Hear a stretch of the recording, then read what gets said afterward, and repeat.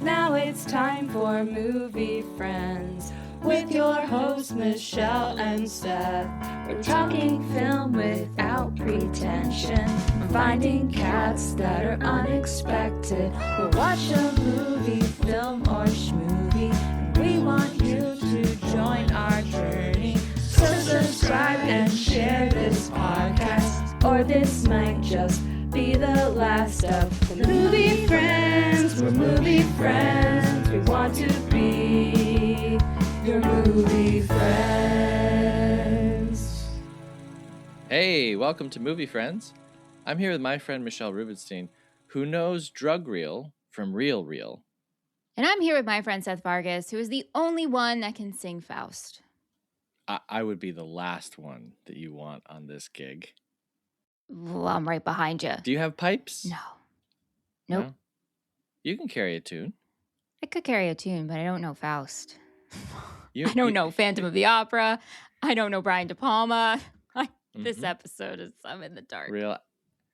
Well, I just mean rock opera. I can't do a rock opera voice. No, I can do sad guy with guitar voice. I wonder what voice I'd be categorized in. Maybe like sing-songy tune for your pet? Oh, what a specific place you arrived at. Is that a category on Apple Music? We just made it. Sings. You go all the way down in the Because categories. it says. And then it's like sing songy songs for your pets, and it's just a picture of you. Yep. Doing the A Star Is Born Judy Garland face. Right. Exactly. Okay. Wow. Well, there's a lot to update on. There is. Yes. First of all, my biopsy was good. Benign, out of the woods. I'm glad. Barely in the woods, quite frankly. I don't want to have stolen biopsy valor. No. And I went for my full body scan on Monday, and I was worried about a couple of spots, but I'm also in the clear. So Very good. whew. It's like Chapter. one year or like this month I'm good until the next time, because there will be a next time. Yeah. I just know it. Yeah. Okay, but also we saw each other this weekend. We did. Wait, before we get into us hanging out this weekend, I want to share with you. Do you know what today is? You know that I don't. I mean, Yeah, no, I don't know how you would, but today is my vegiversary. 26 years ago, I became a vegetarian on this Very day, good. August 5th. Do you want to recount the story for everyone of how it happened? You know, it involved a very large marlin that I saw get massacred, and then I saw it gutted, and seeing the insides turned me off from eating meat when I was 13 years old. And 26 years later, you're still here. Still here. Yep. That's great. Congratulations. Thank you.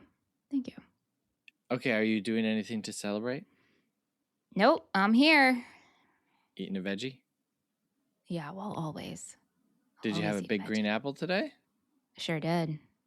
You know me. Go. You know. I was in a store the other day with lots of rare fruits and vegetables, and I said, "Oh, I wonder if they have sumo oranges." And they didn't. Yeah, I think we're out of I the was like, season for those. Oh, okay. Got it. Mm-hmm. Well, congratulations. Thank Today's you. also August 5th, which is the anniversary of Pearl Harbor, no? Is it? Oh, never mind. December 7th. But you know what also why today is special? You know it. Today Hiroshima? Oh no, I was going to say on this day in 2003, the OC premiered. Oh, Hiroshima is tomorrow, August 6th. Sorry. Wow, okay, the OC. What a great segue that we did not plan, honest to God. But what are we doing, Michelle, this month? What are we doing? This month wraps up season 4 of the OC 20. And so there will be 4 episodes of Seth and I discussing every episode of the OC, 4 episodes at a time. And then at the end, we're going to do a Q&A episode. So we want to hear from you. If you listen to those episodes, Send us your questions, your comments. You can email them. You can DM them. Send us a voice note, right? Wouldn't it be fun to play their audios on the show? It would be, yes, if there are any. So don't make us look like fools, I please. know. I hate looking Come like a on. fool. Come on. Actually, I think we kind of like it, but Yeah, but on our own terms, you know? right. Hey, don't call me dumb. That's right. Let me call me dumb. Exactly. Exactly. If someone called me stupid in real life, I would be so offended. Like, hey, that's not nice. And then every week, I'm like, I'm the world's biggest idiot. I have no idea what I was thinking of August 5th. I just looked it up. Marilyn Monroe was found dead on August 5th. Oh, wow. So I mean, that's a lots lot of things happening. happened. Yeah. Yeah. And I just want to throw it out there for the OC.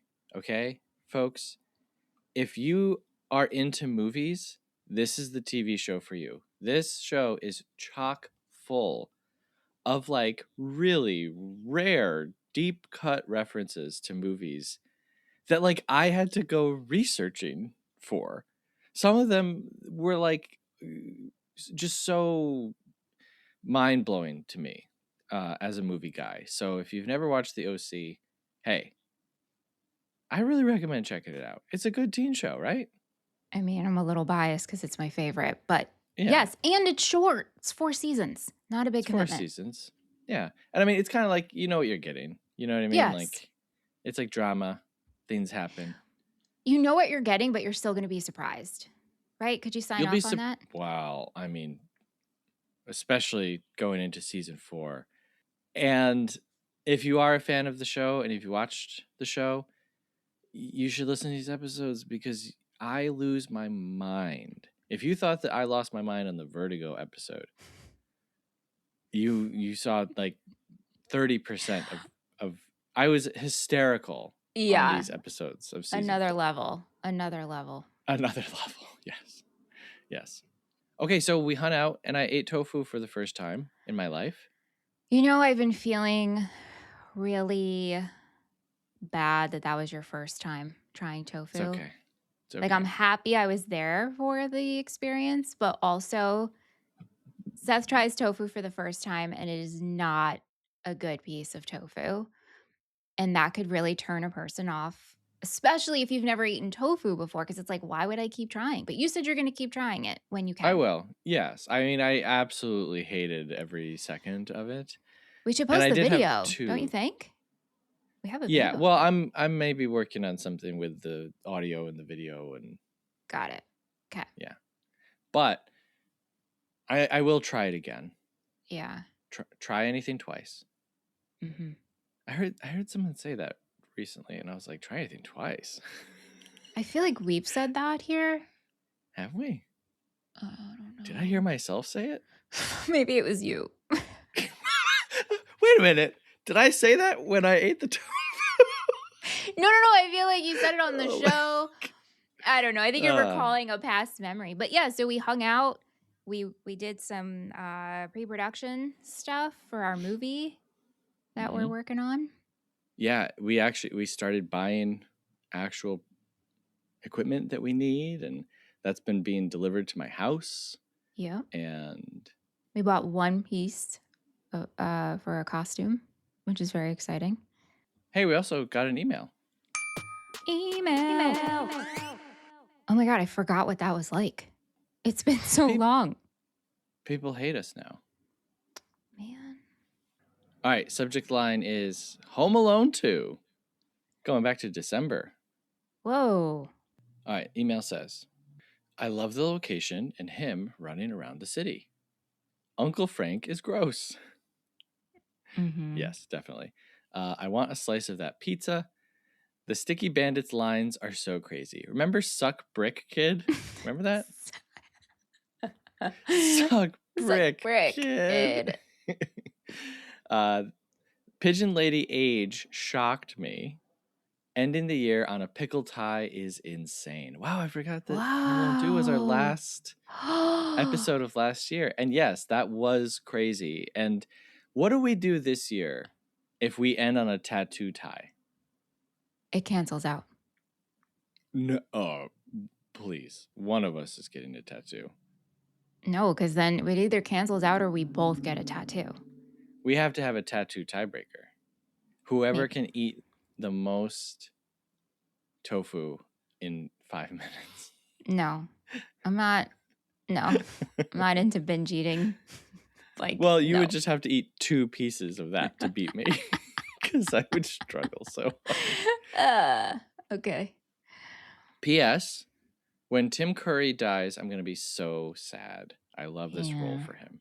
Mhm. P.P.S. Please cover Not Home Alone trilogy. Do you remember that? The Russian spinoff called Not Yes. Home Alone?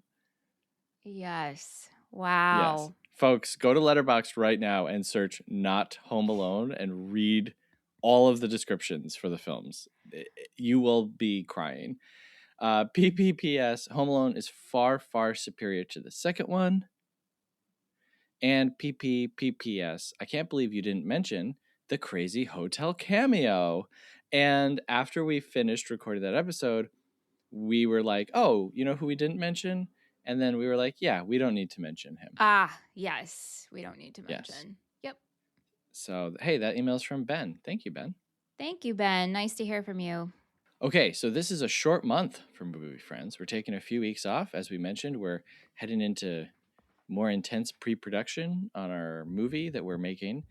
And we thought it would be wise to not, for once in our creative careers, to not just barrel ahead as if everything was the same.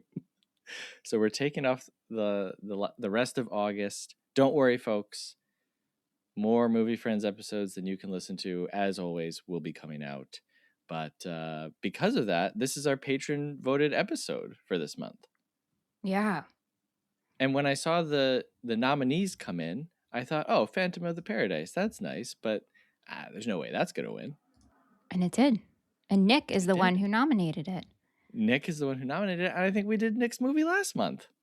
I think you're right on that. Yes. Did Nick nominate Vertigo? I think so. Yes. Yes, he did. Yes. Wow, Nick. Nick's double dipping. Wow. Grand slam. Anyway, hey, if you want to double dip, sign up for Patreon. Michelle's like, no. No double dipping, please. No double dipping. Do you double dip? No. With a chick? With myself? Yes. With a group of people? No. I might. Mm-hmm. Be careful around me, folks. Mm-hmm. If you see a French onion dip and be a little careful. Anyway, talking about today, Brian De Palma makes his debut on Movie Friends. We're talking about Phantom of the Paradise from 1974. It's directed by Brian De Palma, written by Brian De Palma and Louisa Rose, edited by Paul Hirsch, cinematography by Larry Pizer, composed by Paul Williams, costume design by Rosanna Norton. Starring William Finley, Paul Williams, Jessica Harper, George Mamoli, and Garrett Graham. This movie was made for about $1.3 million, and at the box office, it did about $250,000. And they shot this film from November 1973 to January of 1974. Wow. Michelle, you want to have all your teeth removed and replaced with metal, and then read our summary? Death Records is a powerful record company that creates new stars in rock music. At its top is the evil and conniving Swan, a man who will stop at nothing to find the music he needs to open his grand venue, the Paradise. He'll lie, steal, and even murder to stay at the top. Enter Winslow Leach, a singer and songwriter who is working on his magnum opus, a rock musical based on Faust. Swan steals Winslow's music and has him falsely imprisoned, with his life's work taken from him and the beautiful and talented Phoenix in Swan's arms. Winslow will become a monster. He will become a creature of the night. He will become the Phantom of the Paradise. All right, look. You know what every time you and I take a break, I feel like the the movie of the week is like the last day of school before summer vacation. You know? Exactly. Yes. It's like, you know what, guys? The pressure's been on, but you know what? Tomorrow we're out of here. Movie, friends, who? You know? Yeah. And as I was watching it, I was like, this is kind of the perfect movie for that It is. scenario. It is. Yeah. And before we started recording, I said to you, this is going to be the shortest episode in Movie Friends history. So we'll see. We'll see. I can't remember which episode actually was our shortest. I know that the longest we ever recorded was Do the Right Thing. Is that so? Really? Yeah. There were 2 episodes around the same time. Do the Right Thing, I think we recorded for like 2 hours and 15 minutes or something. It was long. Wow. But I don't know what our shortest. I'd have to go back and look. They're all relatively the same length. So Yeah. anyway, I mean, it's my first time watching it. This would be a really, really good put it on in the background, put it on mute at a party. It's a great party movie. Great party movie. Are a lot of great looks to have like a themed party based off of this movie. I had the same thought. A Phantom of the Paradise party. So much material to work with. You and Anthony could literally be Swan and the Phantom. Yes. You are the right height for Swan. And Ant could be the Phantom. I mean, God, what so fun. Such a good look. This movie's a bit much. Yeah, but I feel like it's a bit much. I mean, to me, I found it like once you strap in, you're just along for the ride, like tonally. And, I knew nothing about this movie. And when we saw each other over the weekend, you're like, it's kind of like Rocky Horror. And so it is kind of like Rocky Horror in the same like campiness of it. But it's definitely different. But knowing that and going into it thinking it's going to be like Rocky Horror definitely set the tone beforehand. Yeah. Was that helpful? Like, should I not have done that? No, it was good. It was good. I know at times in the past I've kind of tried, like I thought I was doing a good thing and in setting you up, and then you're like, you set me up wrong. And I'm like, oh, no. You have had like very bad setups. I will be honest with you. Like, just, I don't even know how the two connect, honestly. But this actually made sense. So good job. Yeah. Good job. I think let's just get it right out of the way. Rocky Horror and this. So this comes out in 1974. Rocky Horror comes out in 1975. However, we know Rocky Horror was a stage show before the film. Does one inform the other? But if you go back and listen to our Rocky Horror episode, I kind of went through a little bit of a time warp, maybe, showing how all of these things were happening kind of all at the same time with like glam rock and pre-punk stuff. So there was definitely something in the air, and Phantom of the Paradise is another little peg in the story of what was happening in the air. Yeah. To me, I like Rocky Horror more. If it was like, do you want to watch Phantom of the Paradise or do you want to watch Rocky Horror? I would rather watch Rocky Horror because I like the songs a lot more. And that's probably my biggest takeaway from this is I like this movie. I like this movie a lot. But for a musical, the songs are just not catchy. I mean, I'm just going to say it. Like, I don't know why I'm trying to defend myself from saying catchy. Musical songs should be catchy, I think. And these are very wordy, long, and kind of, nothing really, really grabs me in the music. Yeah, and I also feel that this movie is not a musical. It's just a movie that has music in it. Right, because all of the songs are happening. Right, like it's not like the Phantom doesn't just burst out into song. So you're right. It is a music. This would have been perfect when we did a movie about music movies Yeah. that weren't musicals. Yes. Yes. So and I think maybe this was actually nominated because I feel like I've seen this come through a couple of times. I'm pretty sure Felicia actually nominated it, if memory serves right.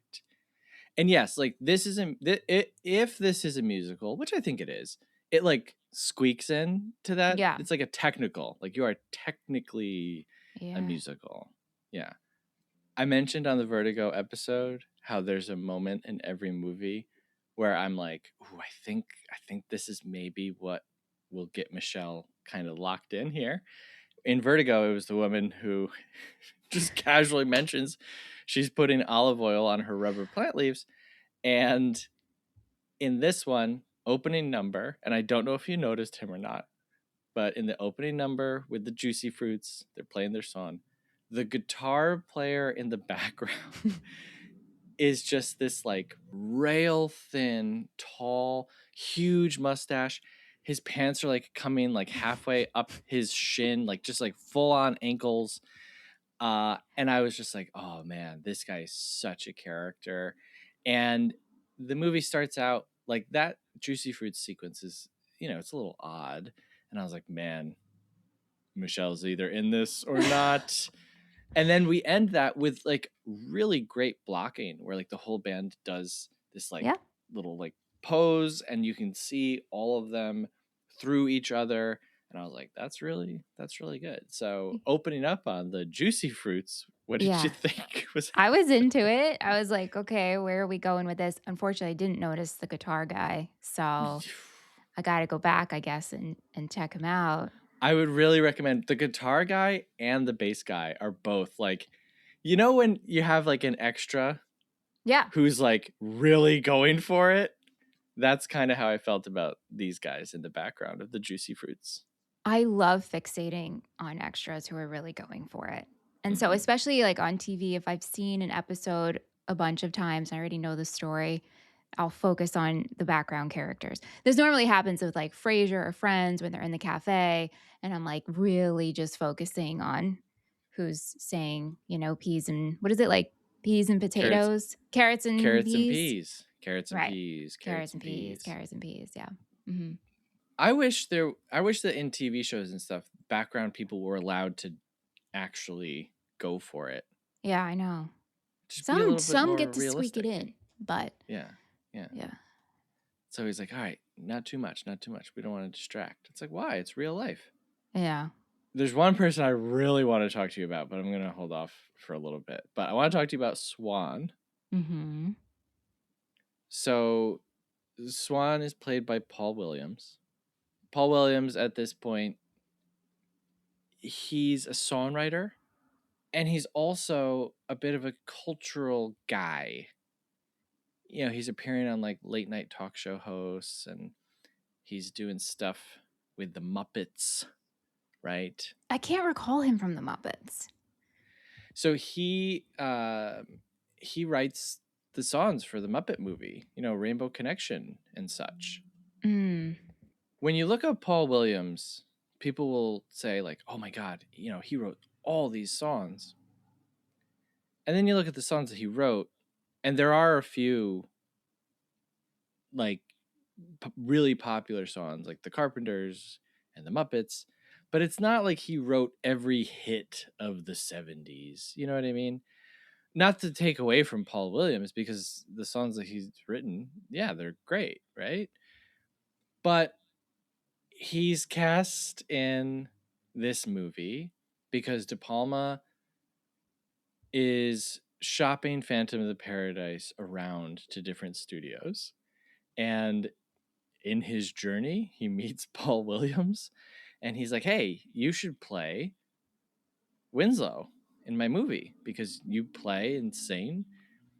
And Williams said, I don't think I can be scary enough to play the Phantom. Let me play this other guy who I think is scarier. Right. Yeah, totally. Like this Phantom is not scary, I think. No. Don't you like sympathize with him? Of course. Yeah. And sometimes you're like kind of laughing at him. Oh God! Wow. Well, like, I mean, You think I do feel for Winslow, but he's not scary. right? I Right. I mean, find he's doing maniacal laughing. sure, but yeah. Okay, so what did you think about Swan? So I was equally disgusted and yet so enthralled. I just wanted him on the screen the entire time, except for one person, which maybe it's the same person you're thinking of. Mm-hmm. And then when we get to the end, I was like, the last 15 minutes, I was like, oh, I'm back in. I watched this movie in parts. This has become the way I've had to watch movies for the past 3 movies because of my scheduling and time and when I'm fitting it in. This is not a long movie per se, No. but when you have to watch it well, okay, to be honest with you, the first time I put it on, I fell asleep. Mm-hmm. I was like, it's not the movie's fault. That's my fault. So I had to start over the second time. And then I was like, okay. And then, of course, like, this is not the ideal way to watch a movie. So I'm like waiting. I've like had to pause it because I had to get back to work. Anyway, the last 15 minutes, I felt like I was like, yeah, here we are. This like really drew me in with the Swan stuff. Like the bathtub and Yeah. the devil and Yeah. the picture of Dorian Gray suddenly coming in. The archive of Winslow finding this, tape footage of film footage and the contracts and all. I was like, oh, and also just like visually, I was like, oh, this is very interesting to watch. Swan, as he's introduced, is so funny to me until you see the movie. Yeah. And you see like, oh, like he's kind of the devil, or he's just acting in service of the devil. Death Records becomes a whole new thing, and his very like, I don't even want to call it suave, but just his persona, which to me is just so funny. Yeah. And look, I'm not a tall guy, And so I was like, all right, do I not take Swan very seriously because he's like Paul Williams and he's like a short guy? No. Well, no, I'm asking myself that. Oh, I hope you came to the conclusion of no. Yeah, and I was like, no, it's because he's just acting so strange and weird. And then you get to the movie and you realize like, oh yeah, like this is literally like a supernatural story. This is not, which, so, in that way, this goes so far beyond the source material of the Phantom of the Opera. In the Phantom of the Opera, they're performing Faust.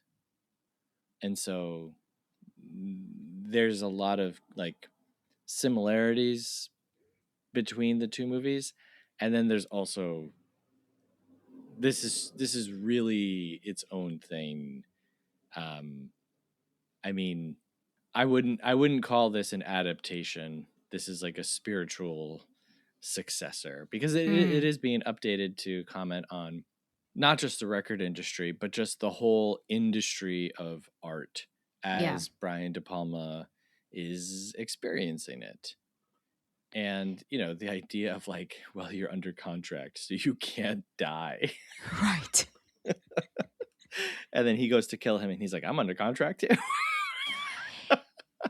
So if you can, and I don't know if you can, but can you tell me a little bit about De Palma and like, this is the only movie I've seen of his, except I've seen parts of Carrie, how and why when I was younger. Yeah. Well, it's a famous movie. Well, sure, but it was at my babysitter's house. Like it probably shouldn't have been on, probably not appropriate for age. Anyway, but like he does Scarface, which I've never seen. Like, are all of his movies in this tone? No. So this is like completely like aesthetically different, like from the others.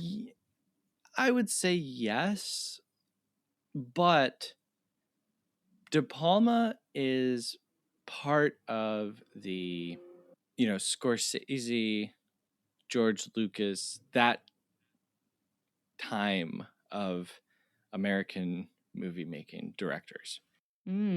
He is incredibly influenced and just frankly ripping off Alfred Hitchcock over and over and over and over again. And I don't say ripping off like it's a bad thing. Like he's clearly paying homage to Hitchcock and helping to keep Hitchcock, current with audiences, and then also like bringing him into, the next generation by copying him, quite frankly. De Palma, if you were to look at like the bullet points of this guy as a director, he would definitely be known for his visual style. So De Palma helped really solidify the split diopter. That's one of his trademarks. Split screen. Oh my God, that's why I know his name. Yes, because we did a little reel on the split diopter. Split diopter. And I used so much. Oh my gosh, it's all coming back to me now. Mm-hmm. Yes. I was like, oh yeah, I'm like, why does this guy sound so familiar? It can't be just because of Carrie. And I saw like 5 seconds of that. Okay, continue. Right. Yeah, it's in there. So I would say of the De Palma films that I have seen, which I've seen a dozen of his films, another earmark for me would be that he's a fun filmmaker. He's not like on the Zemeckis train of like, what can we do to push technology forward and, like all of that. He is making big movies. I mean, he directed the first Mission Impossible with Tom Cruise, which remains maybe my favorite of that series. He does The Untouchables, which is like a big gangster FBI movie. He does Snake Eyes with Nicolas Cage, which is this big Vegas mystery. Scarface, like you mentioned, Carlito's Way. He does kind of pulpy stuff. Tarantino cited De Palma as like one of his major influences. Dressed to Kill, Body Double, Blowout, Sisters. These are all very like pulpy, seedy kind of, movies for perverts, basically. But in there, he has this really interesting visual language and visual style and elements of fun. So I would say that Phantom of the Paradise is maybe on one, if there's like a De Palma circle, and like I don't know what the center would be, because he is pretty varied. I mean, Phantom of the Paradise to Carrie, those movies are incredibly different, to Scarface and Hi Mom, things, Anyway, when I see this, I'm not like, oh wow, what a different filmmaker. It's just this is a different type of film, this movie.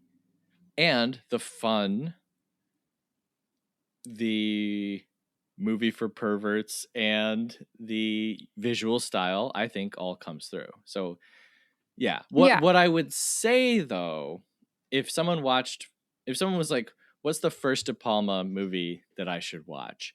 I would say probably Blowout. I didn't love Body Double, but I feel like Body Double, he has so many of his signature tricks. And I mean, you watch Body Double and it's like, this is a Hitchcock movie made by someone who knows what he's doing. And then Carrie is like a top 3 horror movie of all time for me. I love Carrie so much. And Sissy Spacek is one of the set decorators on this movie. No way. Yeah. Wow. So in late 73, 74, De Palma meets Sissy Spacek on this movie. And then I think Carrie is 1976. And so he casts her in the lead as Carrie. And Sissy Spacek is like, oh my God, she's amazing to me. I love her so much. So yeah, that's my De Palma rundown. He's not. I wouldn't call him one of my favorite directors, but I do like. If I saw De Palma at a party, like if I went to a party where everyone there was like a director, I would want De Palma to be one of the guys that I would hang out with. I think. Okay. Yeah.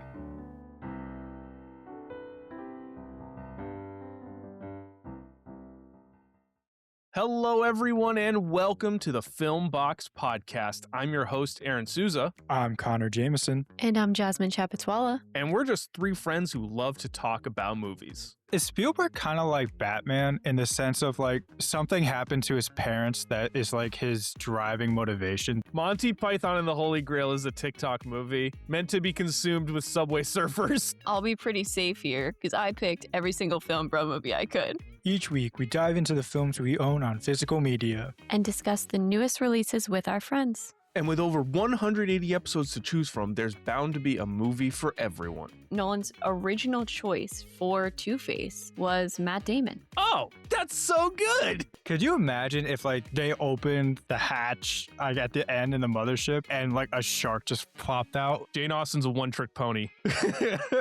All right, Skip. So whether you're a movie nerd or only get to see a few films a year, Join us as we talk about the good, the bad, and the so bad it's good movies we love. Listen to the Film Box every Tuesday on Spotify, Apple, or wherever you get your podcasts.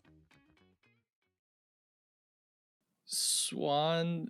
So yeah, Swan is a lot older, and then he has this grand scheme where he's gonna marry. Can you help? I don't know if you can help me connect dots, but like, what is the idea here?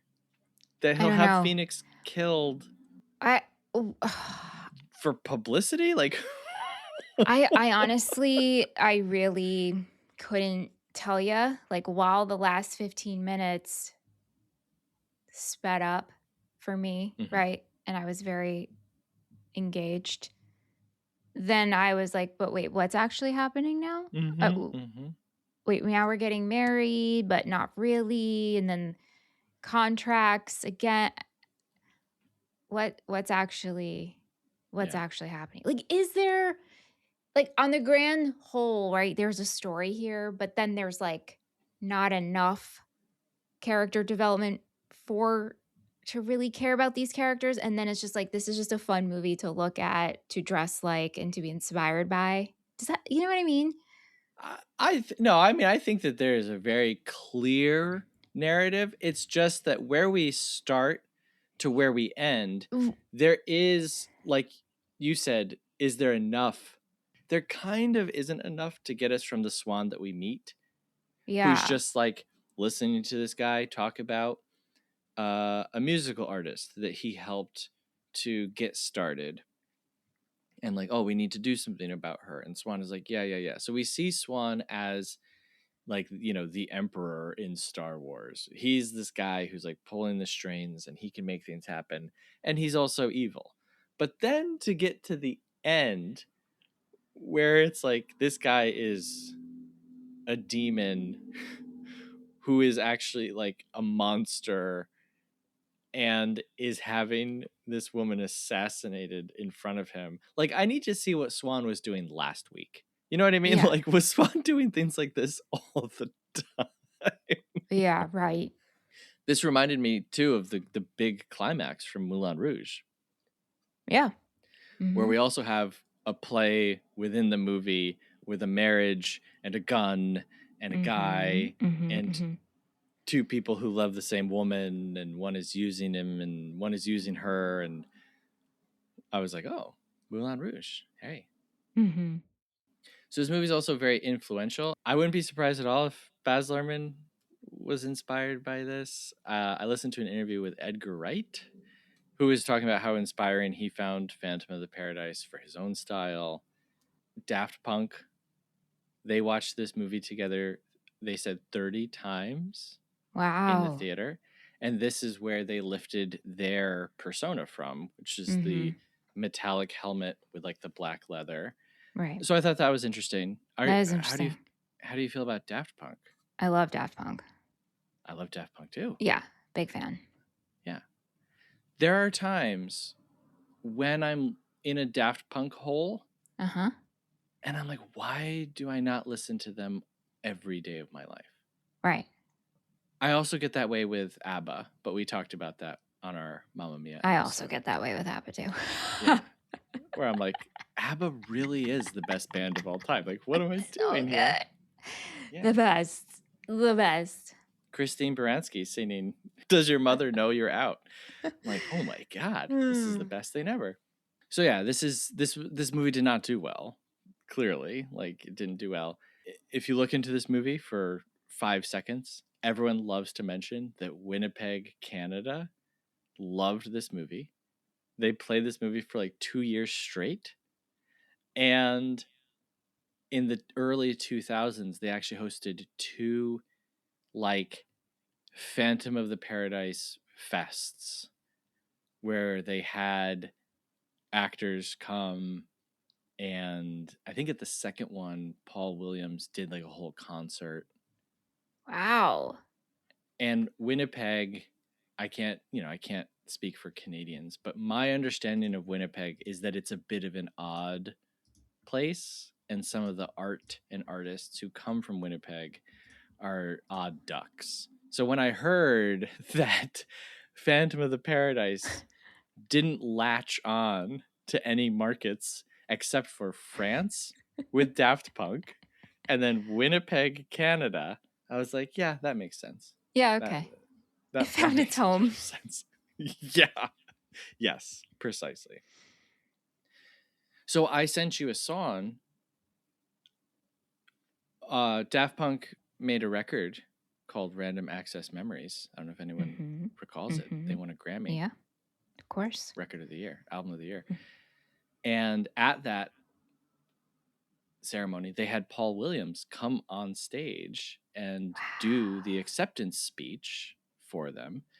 And he also helped on the record, and he has a song called Touch, which I sent to you earlier today. Now, I know this, I've listened to this album many, many, many times, and I never thought about it in the context of Phantom of the Paradise. So I would recommend to everyone, go back and listen to this song with this movie in mind. The opening, Paul Williams is literally, his voice is changed to the Phantom voice in this movie. Yeah. And he's kind of talking a little like disjointed, like the Phantom does. And it gave me a new appreciation for the song. Not that I didn't like it before, but I was like, oh, like here now is Daft Punk just coming full out. Not that they were necessarily hiding it, but they're like, this is the thing. Yeah. This is our Phantom of the Paradise moment, and we are having Paul Williams himself do it. So yeah, I would recommend it. Okay, so Winslow. What did you think about Winslow? He was great. I mean, I'm following him, and you feel a little bad for him because it's like you're so naive that we keep falling for it. And then just the changeroo. Yikes. I mean, when he's like, oh, that's so weird. My name isn't on the music. Well, they must have just forgot to tell me. And I'm like, Winslow. Yeah, I mean, buddy. Come on, man. Right.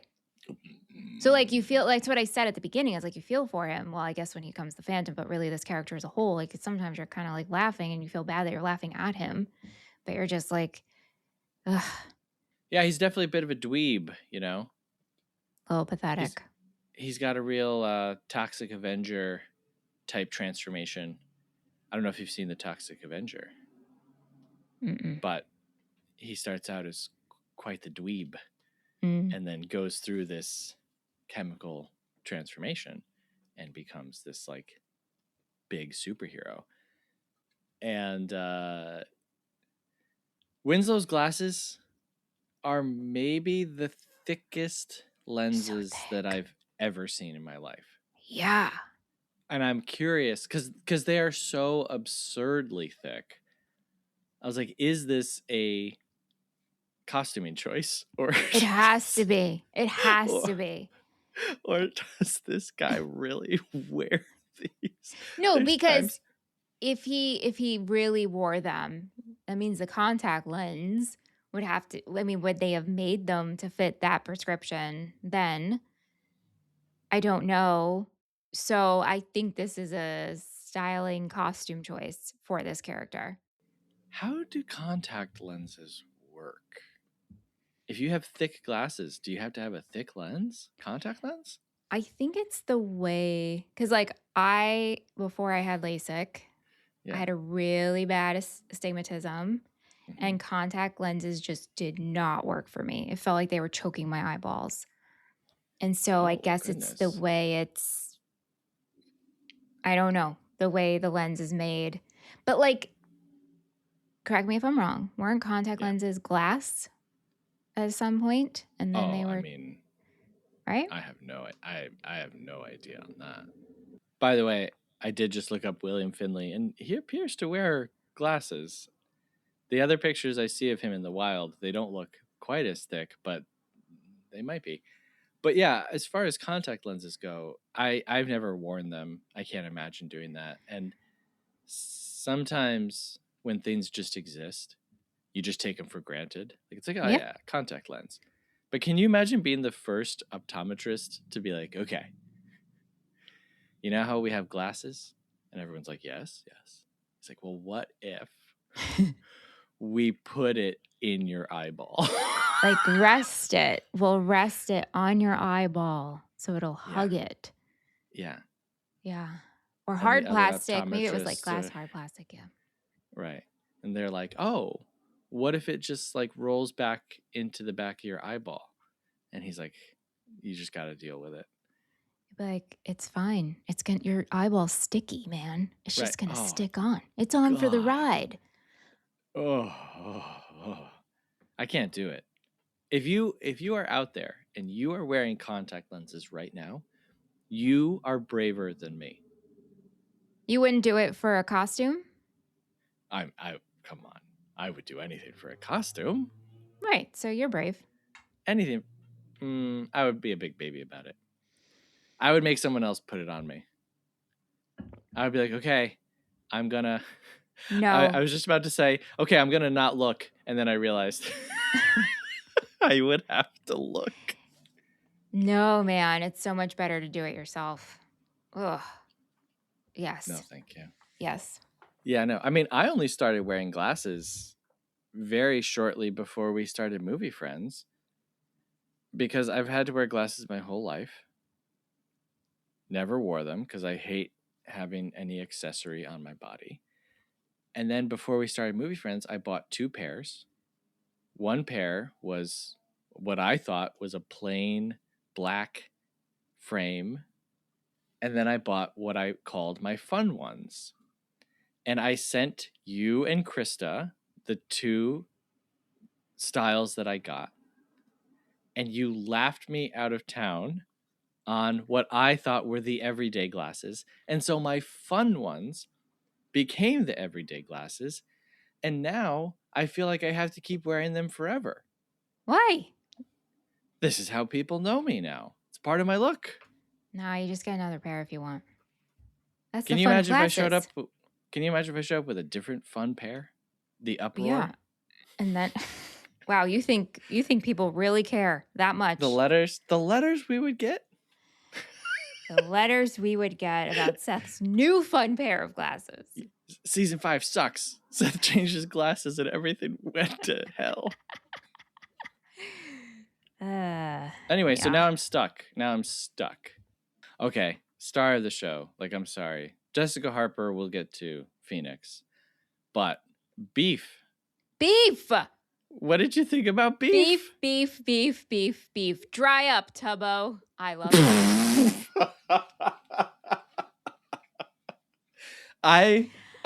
I pray for the day when you're mad at me and you whip out dry up, Tubbo.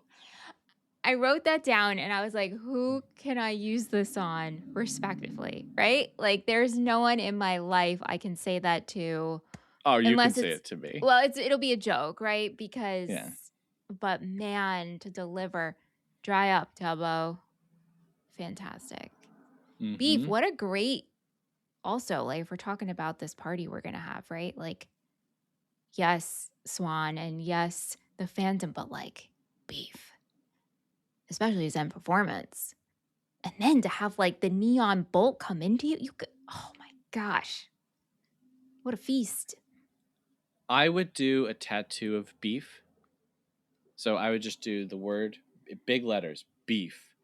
And then to simulate his death, I would have like 3 stills of him like moving because of how they edit it. Uh-huh. And then like the big lightning bolt going through the whole thing. The blue bolt. Yeah. So good. Beef, you know, as I watched it, I was like, this is, I think, a little homophobic. Yes, for sure. Then I started reading reviews and I went to Letterboxd and I listened to a queer specific show. And I was like, oh, they all love beef. So I guess maybe they're all homophobic. But you know, when you watch something and it's like, okay, this is a person who is part of a community that I'm not a part of, and I'm meant to laugh at them. Right. And so it kind of gives you pause of like, I don't know if I'm supposed to laugh. Totally. But with Beef, I'm just like, this dude rules. Like, I'm not even, like, I'm laughing with Beef. Yeah. And also just the choices we're making in terms of like physicality and style. Love. Rushing out of the theater on a fire escape dressed as Santa Claus. Where are you going? I'm going to see my mother.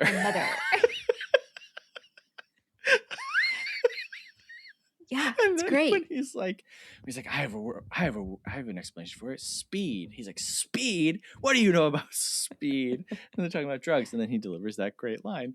I know the difference between drug reel and real. It's like, oh my God, Beef. Oh, and then he's just like so easily coaxed back on stage, and I'm like, I don't know, man. So in this movie, the Hitchcock moment for De Palma is the shower scene. And I know when we talk about Vertigo, I know you haven't seen Psycho, but you're aware of the shower scene. Yeah. Mm-hmm. And I'm not going to say that De Palma outdoes the shower scene, but just the plunger to the face. And Beef's expression as the plunger is like, it's perfect. It's perfect. Like I'm giggling and kicking my feet during this moment because I'm like, this rules. Like this just rules. Yeah. So much. How Beef is introduced at the airport. Uh-huh. He's just been in this coffin whole time. Yep. Wow. So yeah, Beef would be my MVP of this movie. And it is kind of a bummer. Like all the great characters, he just isn't in it enough. Right. It's like I start with Beef a little earlier. Let's get some more. Yeah, give us the Beef. Yeah, Garrett Graham is Beef. He's great. And if you were having that party, I would be like, okay, you guys can pick your characters, but I would need to approve of who's coming as Beef. It's so true, right? Like if you're gonna choose that character, you better commit and you better commit hard. And we need final approval. You can't, yeah. Yeah. Sorry. If you can't pull off Beef, you're not coming as Beef. Okay? That's right. That's right. So Jessica Harper plays Phoenix. Jessica Harper is just she's a peach. She's in some of my favorite movies like of all time. She's in a lot of cult films. She's the lead in the original Suspiria. She comes back for the other Suspiria. She's in a film called Safe by Todd Haynes, which is like, that's a top, I don't even know, 25 movie for me, maybe. She's in the spiritual sequel to Rocky Horror, Shock Treatment, where she plays Janet. She's also in a film that I would love to talk to you about. It's called Pennies from Heaven, starring Steve Martin, Bernadette Peters, and Jessica Harper. It is so bizarre. It's another one of those musicals that kind of straddles the line of like, is this a musical? It's much more fantastical than this, in that people do like break into song and there's big song and dance numbers, but it's like really depressing and seedy. Steve Martin plays like just a guy that you want to punch in the stomach the whole movie. It's a very odd film, and does not get near enough praise. But Jessica Harper's great. I don't love her in this, but am I wrong? I don't know. No, I mean, I don't know her from anything else. So is that her actually singing? I don't know. Mm. Is it any of them actually singing? The True. ADR is like pretty rough. Yeah. Yeah. I mean, I feel very neutral on her. It's hard because I get the role she is playing, but like when you have like a character like Swan and Beef and the Phantom, the others kind of get lost. I mean, even Philbin, who, you know, he has his role too, but I don't know. She was fine. And I don't mean that in an insulting way at all. No. And again, like, it's very silly of us. You and I hate movie love logic. Yes. Like, that's the one thing that you and I are always just like, no. Thinking of Winslow's interactions with Phoenix prior to becoming the Phantom, they are like so minimal, like unbelievably minimal. It's not like they're both living in the same building and he's writing stuff specifically for her and he's been pining for her. It's like they encounter each other twice and both of them are kind of like run-ins. Yeah. They sing together, which, I mean, listen. Right. Singing together is powerful. Totally. Folks. And in sync like that, like. Okay. Yeah. Yeah. If you're like, how do I connect with this person? Whip out a song. The two of you are singing together. My God. Bonded for life. Mm-hmm. But it's like, it's just not enough. It's not enough for Winslow to be like, have this Phantom of the Opera-esque fascination with this performer and the scene. And I do like the scene when her and Swan are in bed and he's like looking in through the skylight and Swan knows that he's watching, and Swan, oh my God, I want to kill Swan. Yeah, he's so many skeevy. times. So he's gross. So skeevy. Slimy. And Paul Williams is just like, he's loving. Like, yeah, he's just so good at this. And like, Swan genuinely is unattractive to me. Yes. Same. And not in a way where I'm like, oh, I am not attracted to men. I'm like, this guy? Well, right. And that, like, I'm so disgusted by him, but at the same time, I can't stop watching him. But right. I'm not right. like, but you're not like, I'm not like, everybody's like pining over him. No, I'm like, yeah. But I think that that's really smart on the part of De Palma, because he's showing like, look, Swan is using his power. Oh yeah. Oh, for sure. To have, I don't even want to call it a relationship with these women. He's taking advantage of women. Yeah. Because they're trying to get roles or singing parts or, record deals or any of it. Mm-hmm. I had a thought as I was watching this where I was like, okay, would I buy Swan more if he was like a Peter Cushing type actor, where Peter Cushing is like, his presence is diabolical.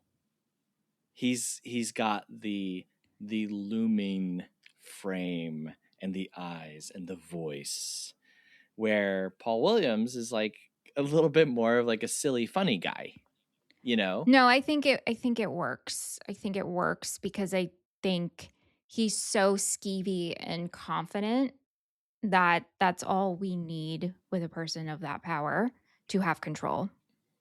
It's almost like you become blind to just like, I don't care what this guy looks like. He's confident. And as I went down that route, that's the conclusion that I came to. It was like, this is actually very, very smart casting, and Yeah. it fits. And it also kind of adds to just the absurdness of this whole thing. I love when Swan is like mixing Winslow, like he's like convincing him, oh, we can make music. He's like, filters, Dobies. And I'm like, oh, it's me in Pro Tools. I wrote down in my notes, I said, this is exactly what it's like to be making something in audio. You're like, yes. What if I did this? Yeah.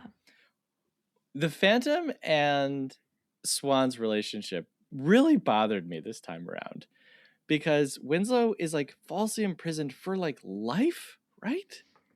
I guess. I don't. He has his teeth removed. He goes through all of this pain and torture and torment. He immediately makes his way back to Swan. They encounter each other. And then he's just like, okay, I'll work for you. Right. With this contract. Like, what? Yeah. Again, just so he can make music and have Phoenix sing his music. That's real. It's real flimsy, but I don't care. Like you said, and not to take away from this movie at all, but if you're listening to the show and you don't know, Michelle and I will use that as an example of like, this is a movie that you put on at a party because it's cool. Like, it's very cool and it's interesting. It is very cool. And if people were watching it with no sound, they'd be like, what's happening? Yeah. I don't mean that that's like the preferred method of watching this movie. It just means that maybe there are things that would hang you up, and it's not worth getting hung up on. Like, it's not worth getting hung up on why Swan and the Phantom aren't just like killing each other right away. It's just like, okay, this is the movie. This is how the movie works. Right. All right, before we move on, I just have 3 things to mention. 1, the record press that they put Winslow's head in was real, and they apparently put in like blocks so that his head wouldn't get crushed, and then the press crushed those blocks, and so they had to pull him out really quick before he actually got injured. Whoa. And I'm so curious if this is just Hollywood legend or if it's real, because it's like, how would you not like test this 10 times to make sure that this is like going to work? Yeah. One of the things that I love the most is when we actually get to the Faust musical and the 3 guys in black and white come out and they're like cutting up bodies in the crowd. And I was like, at this point, I don't know if this is real within the movie or not. Like, if this is part of the play. Right. Same. Or if they're actually cutting up fans. Yeah. Sure. I think it was like right after when like shit hits the fan, right? Someone says in the background, going back to like, I hope Michelle noticed the guitar player. I wrote down, I hope Seth notices this character. How can we shoot you if you have a mask on, man? And they said it just like that. But yes, to that performance. Are you a fan of Gwar, the Gwar stage show? I don't know it. Are you familiar with the band Gwar? No. Oh, wow. I've got some videos to send you. I don't Gwar is like an alien band from another planet, and they come to Earth, and part of their stage show is like, you know, beheading famous people or spraying fake blood and fake vomit all over the crowd and like body parts. I feel like, have they been around? Yes, they've been around for a while. For like our whole lives. Okay, so I'm wondering if I've heard of them through our friends Andrew and Joe. Definitely. Because I just Googled, I'm like, this looks and sounds like vaguely familiar. Yeah. Yeah. I okay. would love, as research, I would love to go to a Guar show with you. I've never been, but Whew. I think that you and I would get a lot of inspiration. Oh, I'm sure we would. Yeah. Yeah. Because it's obviously it's a performance, but Sure. the amount of like audience participation and like messing with people, all the things Yeah. that you and I love doing. Yeah. Because as I Wow. watched this movie, there were a few things that I was inspired by. First of all, I was like, well, our movie we have to put in a couple split screens. And I already thought of a couple places where that could happen. But Mhm. then for our live show, I was like, how do we do this? Where are we running through the audience and we go to high five someone and then we like pull their arm off? How do we do this? But like, I Which want we to do, totally could do. yeah, Totally could do. but I want to do this somehow. So, Yeah. Yeah. okay. Last thing I wanted to mention is just how much I love it when a movie shows you the movie that you just watched in the credits. And this one they just show us the whole movie in the credits. It's like, Yeah. that's how you know they had a good time making it, and Yeah. they know what they have on their hands, because it could just cut to black and you could give us the technical credits of what happened, but they were like, you know what, run it back. I will say the font that they chose in the beginning. Mhm. Well, actually, I guess it was in the end credits too, with the blinking. Like, Yeah. gave me a headache. Like, if Oh, I was like no. staring at it and I was like, I actually can't look at this. I'm starting to get nauseous. Interesting. Oh, Yeah. last thing that I should mention, I can't believe I didn't mention this, but Rod Serling doing the intro to this movie. Yeah. I You was did like, say that. You did tell me that over the weekend. yeah. It's like, wow, Rod Serling. Mhm. Love this guy so much. Mhm. Mhm. And the mention to Citizen Kane, where they're saying that Swan wants to build his Xanadu. Right.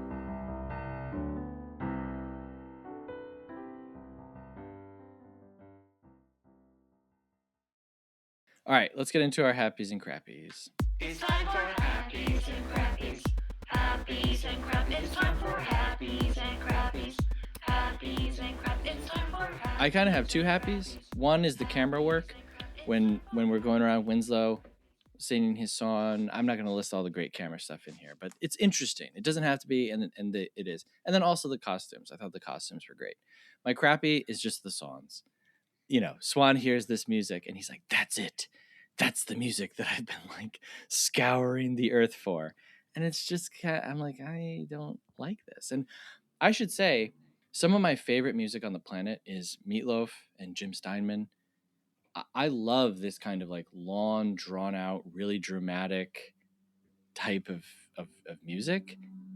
Here, almost none of it works for me. There's a song that Phoenix sings towards the end that I did really like. And other than that, Beef's song, like you said, when he comes out and he's like in the Frankenstein-esque, that was cool, but I also couldn't tell you a single word from that song. Yeah. So, Yeah. yeah.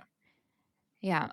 My happy is the whole sequence with Swan's archive of wanting to kill himself. Mm-hmm. I know that's like kind of dark, but like just the whole way that came together. And my crappy is kind of like yours. Like the songs, nothing caught me enough for me to, I probably will never watch this again unless I'm invited to a party and I need to have like inspiration for a costume and like really do research for it. But it just didn't pull me in as much as maybe a cult classic should. All right, well, we've talked about how we feel about the movie. So now let's hear from some strangers on the internet in a segment that we call Half Star, 3-Star, 5-Star.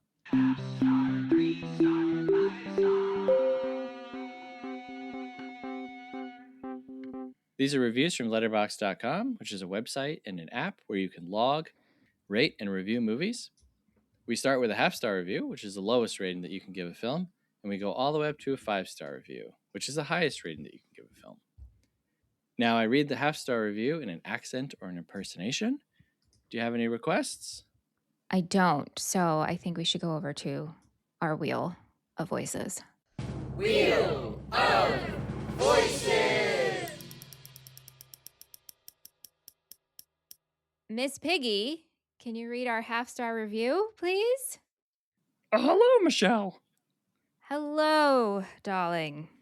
It's been a long time since I've been back. We've missed you. I gotta talk to whoever your manager is. Get some of these riffraff out of this show. Yes, please do. Miss Piggy, just so you know, I did pull 2 reviews, if that's okay. Okay, whoa, hold on. You don't have to do them, but one of them is one of my favorite half-star reviews ever, and so I just had to do it. Okay, but let's not make this a habit, okay? Okay, 2 half-star reviews read by Miss Piggy for Phantom of the Paradise. Fantastic movie, but I got dumped mere minutes after watching it. Oh, no! Now, you know how I feel. Like, you shouldn't rate a movie if you didn't finish it. You should, like, look, these are not jokes, folks. Right. Okay? Right, Brian de Palma's career is hinging on this rating. On these reviews and ratings, yes. But I thought this was so funny to be like, I loved this movie, but I got dumped, and so I'm taking it out on the movie. Big fan of that. Wow. Okay. Are you done, Tubbo? Sorry. Yes, I'm done. Yes. Okay. Not funny, not interesting. The acting is bad. The music is mostly mid, boring. The story is unoriginal, and the tropes aren't executed in interesting ways. Audio is genuinely terrible at times. No consistent style in the cinematography. Pacing shifts back and forth constantly. Wow. Not happy. Not happy. Not I happy. kind of can get on board with the pacing. It's Why did this like feel like it dragged when it's not a long movie? this movie's a disaster. Okay, like come on, what are we kidding here? And I don't mean that in a bad way. Like No, this, I know. there's a reason that this is a cult film. Yeah. I don't think that we need to like bend over backwards to be like, actually, there are great things about this, and then it's a bit of a hard sell. Yeah. And like you said, it's like where we start to where we go. It genuinely is strap in. And I am glad that you were able to take that position and kind of like strap in, because there's no other way. This movie is not here to like woo you into its world. It is like a punch in the face. And it's like, okay, are you ready for more? Because I'm just going to keep doing that for an hour and a half. Yeah. Okay. Thank you, Piggy. Thank you, Miss Piggy. Oh, I'm sorry. Thank you, Miss Piggy. Thank you, Seth, Miss do Piggy. not insult. You're on thin ice, bud. It won't happen Goodbye, again, Miss Michelle. Piggy. Goodbye. Okay, 3-star review says, kind of a mess and maybe among Brian de Palma's worst. The music is fantastic, but I like Paul Williams' music. My parents are this generation. The story is really all over the place. It's Faust, then it's Family Opera, then it's Dorian Gray. It's a strange early 70s fever dream. Yeah. And I agree with this, but it's, just thank God movies like this, can get made. Yeah. Mm-hmm. This movie was produced, I saw also several places. This movie was produced by like a real estate guy who just gave De Palma like over $1 million to make the movie. So it's kind of like this movie would not have been made were it not for one really rich person. And quite frankly, this is what rich people should be doing. Like, sorry, if you're going to be hoarding your wealth and not helping to help people's like material needs, just contribute it to the arts. By the way, if anyone out there, if you're in real estate and you're looking to dump some money into the arts, you got $1 million. Hey, Michelle and I have quite the movie for you. Wow. Actually, no, I don't want money to make our movie. I want to make our movie ourselves. Yeah, I know. As you were saying that, I'm like, I actually don't want. No. Yeah. Next movie, though. We'll take funding for that. Yes. Once we realize how much it sucks to make a movie yourself. Yeah, seriously. All right. 5-star review says, De Palma's indulgences find their perfect delivery system and in the process make for probably the most accurate and joyfully angry portrait of Phil Spector ever put on film. Every person involved in the making of this is a hero, with above and beyond badges going to production designer Jack Fisk and to performer Garrett Graham. One for the great movie theater in the sky. P.S. Shout out to Winnipeg, Manitoba, Canada, the only place in the world where this film was a hit upon its release. Obviously, a community with true vision. Yeah, fantastic. All right, we rate things as a movie, schmovie, or a film. We rate it 1 through 5 stars, give our thoughts on the runtime, if we recommend it or not, and we give a shout out to whatever part of the film's practical filmmaking stood out to us. Now, before we record each episode, we write down a guess of what the other host will rate the film, and every time we guess correctly, we get to add a point to our tattoo tally. And whoever has the most points at the end of the year gets to pick a tattoo for the other host that they will then get tattooed on them without knowing what it is first. Currently, Michelle is leading with 10 points, and I am not too close behind with 9. All right, Seth, for you, I wrote down 4-star movie. Oh my God, you are unbelievably close, but I gotta go with my gut here. This is a 4-star schmovie. Hey! Full on, this is a schmoo. Oh my God, like Yeah. this has become, I think, one of the stars in the Orion's belt of what a schmovie is.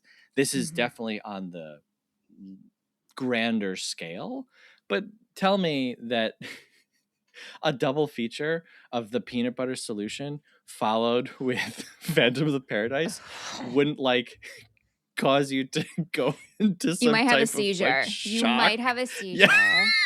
The thing is, like, Yes. this. Yes. Okay. Continue. Yes. Yeah. I think the runtime is great. I also fell asleep while watching this the first time, but I'm also very tired and busy, Yeah. so like Yeah. that's not a big shocker. I think the runtime is great. As part of as far as practical filmmaking, you know that I love a stage, and so once we get into the actual stage show of Faust, I was like, oh my God, yes, you know. The dudes like with the black and white and all the people moving on the stage, and then Beef's number, and then when Beef dies, I'm like, you shouldn't have done that. Like, why couldn't the rest of the movie just be Beef doing I Faust? know. Like, I know. like, let's do a real hard pivot and just Yeah. be like, you know what? Actually, now the Phantom just kind of goes into the background. Yeah. I recommend this, but like not to everyone. Not to say like not everyone would get it. But, well, I guess actually, I don't think everyone would get this. And I would also tell people, watch this when you're in a good mood. Like, if you are like, I am in for just some BS. Yeah. Like, I'm ready to end the movie and go, okay, you know, just like put my hands up and say, whatever. This is the movie for that type of mindset, I think. For you, I went a little lower, and I put this as a 3-star movie. Oh, 3-star movie. Oh. Because to me, this is like schmovie film. Like we've always wanted to Got make it. like Yes. our like Venn diagram, triangle, whatever. Yes, 3-star schmovie for me, but also with film elements in it. The runtime is fine, even though I had to watch it in parts and I felt like it dragged, but it is fine. I'm also not recommending this. My hopes and dreams for this is that it comes up in conversation and I'm a part of that conversation and then I can talk about it. But I'm not recommending it. And Right. as far as the practical filmmaking, I just have to give it to the costuming because great costumes, such great looks in this. So this is a back pocket movie for you, not a front pocket movie. Correct. Exactly. This is 100%. Like I am not leading conversation with this, but I'm hoping it comes up so I can be like, hey, oh yes, I know that movie. Yeah. Hey, if you want to help us come up in conversations, do you know how you can do that? You can leave us a rating and a review wherever you're listening. Listeners, I am addressing you right now. Okay, stop whatever you're doing, unless you're driving. Okay, can you imagine being in public? You're grabbing a scone. Like, where are we going with this? I'm grabbing my scone. I said scone, and Michelle immediately went, You're grabbing a scone, and you overhear at the next table someone talking about movie friends. Can you imagine how exciting that would be? You'd be like, excuse me, are you talking about movie friends? And they would say, yes, we are. We just listened to their episode on Phantom of the Paradise. And do you know why we did? Because our podcast player of choice pushed the episode to us because the show was getting ratings and reviews. And you'd be like, I did that. And they would say, you did that? And you would say, yes, I left them a rating and a review just a few weeks ago. They would fall in love with you. You would get married. Michelle and I would officiate your wedding. She would be dressed as Beef. I would be dressed as Senor from Peanut Butter Solution. Oh my God. Can you imagine the two of them? Okay. Unstoppable. And all of this will happen because you leave us a rating and a review. Now, legally, I should say that's not going to happen. But it could. It could, though. Allegedly. It could. It really could. It really could. So come on, just do it. You can also send us an email, moviefriendspodcast@gmail.com. Let us know what you thought about Phantom of the Paradise. Where does this fall for you with Brian De Palma? De Palma's an interesting director. If you're familiar with his work, let me know. You know, send us a list. What's your De Palma ranking? Where does Hi Mom fit into it? Okay? Let us know. Is De Palma the best director that Tom Cruise has ever worked with? Can I even say that? I just did. Send me an email and prove me wrong. You can also support the show, patreon.com/moviefriendspodcast. Look, you sign up, okay? $5 a month, automatic. You don't even miss it, okay? You go to your accountant. They say, hey, what's this $60 a year? You say, that's to support my friends, my best friends. Back off, accountant. And he says, okay, all right. You'll never hear me mention it again. You get access to our patron-only Discord. It's the last day of school. I'm just waiting for you to tire out. It's like I'm watching my dog in the backyard run circles in the grass. I'm like, he'll tire soon. Yes, I know. Yeah. Anyway, you get access to our additional episodes, our patron-only Discord, which is a group chat where you get to talk with other people about movies, things like that. You get to vote on an episode every single month, much like this one. When this came through, I said to Michelle, it was down to like 2, right? Like 2 were kind of neck and neck. And I said, well, honestly, I hope that Phantom of the Paradise wins because that's one that I would never pick for the show. And the other one is one that I would. So, you know, this part of the Patreon genuinely affects like the DNA of this show, right? And so you can do it. Look, Nick signed up. He got 2 movies through in 2 months. That's crazy. Amazing. You can change the world. Okay. Patreon.com/moviefriendspodcast. Now, normally this is where I would say, Michelle, what are we talking about next week? But we're not. We're not. So OC episodes coming out August and September. We will be back in a few weeks. And there are some movies being released that I'm going to be covering for new release reviews and some other stuff coming out. And we'll see you on the flip side. Yeah, we'll see you in September. What date? Should we give them a date? Do we know when we're returning in September? Oh, no. Okay. Sorry, guys. We don't know. You'll know when your feed updates you. Yes, in September. In September. That sounds good. I like the idea of being mysterious. Me too. They don't know what's coming. They don't know when it is. We'll just pop back in. All right. Well, thanks, Michelle. Thank you, Seth. Thank you, patrons. Yes. Good one. Good one. And hey, thank you for listening. And remember, folks, nobody cares what anything's about. Till next week, when we're not back. Thank you for listening. Have a good one.